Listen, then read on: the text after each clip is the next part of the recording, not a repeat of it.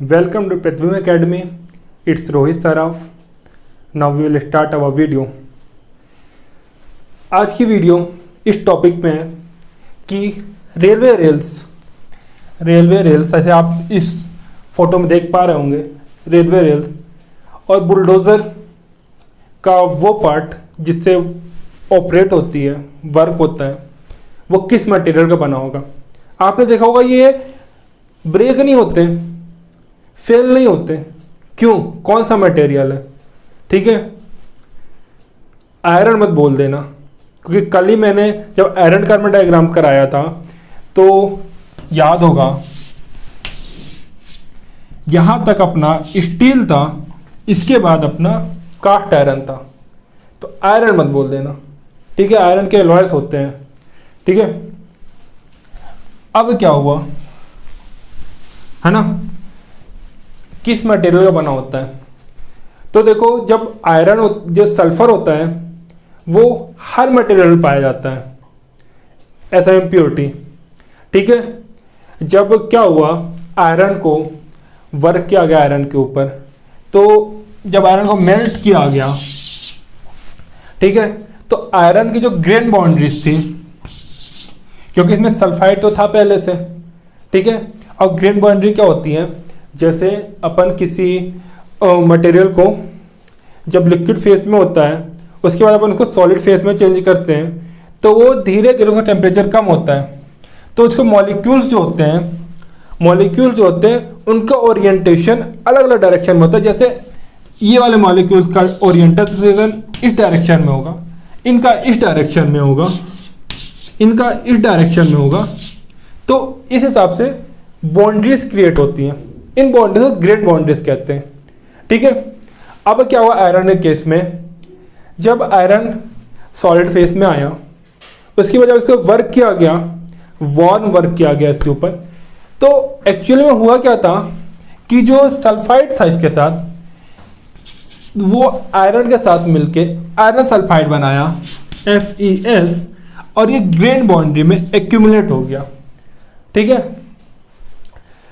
अब इसकी एक दिक्कत क्या है कि इसका जो टेम्परेचर होता है, मेल्टिंग पॉइंट है ना, जिसमें ये मेल्ट होगा, ये कम टेम्परेचर मेल्ट होगा then compare to all material. ठीक है, तो अब हुआ क्या, जब इसको वार्म वर्क किया गया तो ये जो ग्रेन बाउंड्री के मटेरियल थे, ठीक है, जो ग्रेन बाउंड्री के मटेरियल थे वो फ्लो हो गए, क्योंकि उसका मेल्टिंग पॉइंट का टेम्परेचर कम था, तो वो फ्लो हो गए। इसी कारण में एक क्रैक आया, है ना, इसको अपन बोलते हैं ब्रिटल फ्रैक्चर। ठीक है, और हॉट शॉर्टनिंग भी बोलते हैं इसको। ठीक है, अब ना हुआ क्या, जब ये प्रॉब्लम देखी गई तो उसका सॉल्यूशन भी निकाला जाएगा। तो रिसर्चेस के बाद ये क्लियर हुआ, अपन इसमें अगर मैग्नीज मिलाते हैं, है ना, मैग्नीज जब ऐड करते हैं अपन, तो मैग्नीज क्या होता है, इसकी ग्रेन बाउंड्री में एक्यूमुलेट हो जाता है ना। अब जहाँ ये बना रहा था आयरन सल्फाइड, अब ये बन रहा था मैग्नीज सल्फाइड।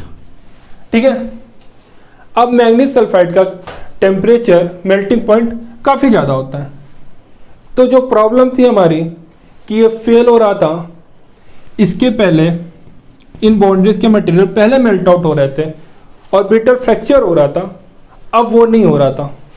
ठीक है, उससे अपने को मुक्ति मिल गई। अब क्या हुआ, इससे एक चीज़ और फायदा हुआ कि इससे कारण जो मटेरियल में वर्क हो रहा था, जो कटिंग हुई है ना, जो भी वर्क होता था वो बहुत इजीली होने लग गया इसकी प्रॉपर्टी के कारण। ठीक है, अब क्या हुआ, अब इंसान है, थोड़ी और एक्सपेरिमेंट करेंगे, एक्सपेरिमेंट और हुआ, तो ये मैग्नीज सल्फाइड, ये मैग्नीज का कंटेंट जो था इसको इंक्रीज किया गया और देखा गया कि क्या इफेक्ट पड़ेगा। इंक्रीज किया गया, इंक्रीज करके 12% जब मैग्नीज इसमें ऐड कर दी गई, 12% मैग्नीज ऐड कर दी गई, तो इसमें एक्सेप्शनली स्ट्रेंथ आ गई। एक्सेप्शनली स्ट्रेंथ मतलब इतनी ज़्यादा स्ट्रेंथ आ गई इसमें कि अभी तक इस मटेरियल में था नहीं ऐसा। अब क्या हुआ कि इसकी प्रॉपर्टी अनमैच्ड थी, बहुत ज़्यादा स्ट्रेंथ था इस मटेरियल में, और इस मटेरियल को बोला गया हैंड फील्ड स्टील। अब जो भी हैवी ड्यूटी एप्लीकेशन होते हैं बुलडोज़र का, जैसे आप ये देख रहे हैं डायग्राम में, है ना, एंड सेकेंड थिंग रेल्स हो गई,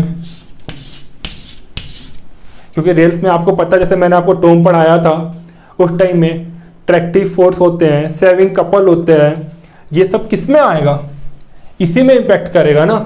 इसके बाद भी ये कैसे ब्रेक नहीं होता है, तो रीज़न यही है, ये बना होता है हैंड फील्ड स्टील का, इसकी स्ट्रेंथ बहुत ज़्यादा होती है, और जितने भी हैवी ड्यूटी एप्लीकेशन होते हैं अपन उसमें हैंड फील्ड स्टील का ही यूज़ करते हैं।